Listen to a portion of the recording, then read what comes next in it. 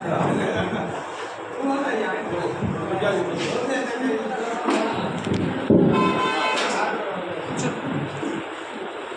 నమస్కారం. నా పేరు శ్రీ అబ్దుల్ రిహాన్. నేను 9వ తరగతి చదువుతున్నాను. జిల్లా పరిషత్ పాఠశాల ప్రధాన ఉపాధ్యాయులు మిత్రులు గౌరవనీయులు వెంకట సుబ్బారెడ్డి గారు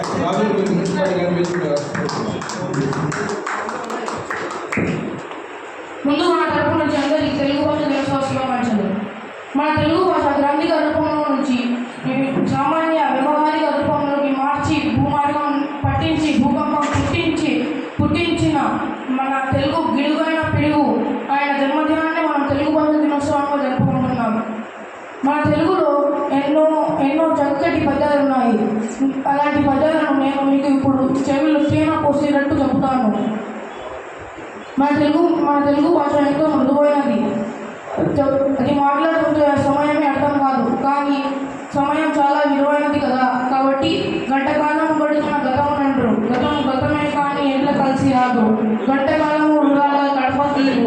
విద్య నేర్చుకో బ్రతుకంతా వెలిగిపోవు కదా. కాబట్టి గడిచిపోయినట్టు క్షణం తిరిగి రాదు. కాలం ఊరకెప్పుడు గడపకీవు. దీపం ఉన్న ఎప్పుడు దిద్దుకోవాలి నీళ్ళు. విలువ తెలిసి చదువు తెలుగు బిడ్డ. మా తెలుగు భాషలో అన్ని మధుర భాషలు మాణిక్యముల ఓలి. శృతిని అలంకరించి మతి వసించు. మంజులములు కాని మాటలు నిలవవు. విశ్వవేద చరిత్ర వివరమిత్ర. ఈ పద్యాన్ని మనము దృష్టిలో పెట్టుకొని మరో పద్యానికి వెళ్దాం. మన తెలుగు మన మాతృభాష. మన తల్లిదండ్రులతో ముఖ్యంగా అమ్మతో పోలుస్తున్నాం. కాబట్టి మనం మన మాతృభాషను మన తల్లిదండ్రులను గౌరవించాలి. అది జననీ జన్మలను పెంచిన దేవతల కంచు పెనుటకు భక్తిని గనుగని ఎనిషం వారిని ధనపూటయే నీకు సౌఖ్యతము విద్యార్థి. మేము వారు చెప్పిన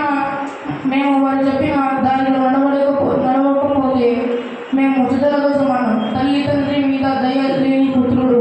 పుట్టనేమి వాడు గిట్టనేమి. పుట్టరున చదువు పుట్టవా గిట్టవా. విశ్వదాభిరామ విరవేమ. ధన్యవాదాలు. నాకు ఈ అవకాశం ఇచ్చినందుకు ధన్యవాదాలు. అబ్దుల్ రిహాన్కి ధన్యవాదాలు. మహాసరస్వతి కటాక్ష సిద్ధిరస్తు ఆశీర్వదిస్తూ ఆ తెలుగు తల్లి ఆశీర్వదిస్తూ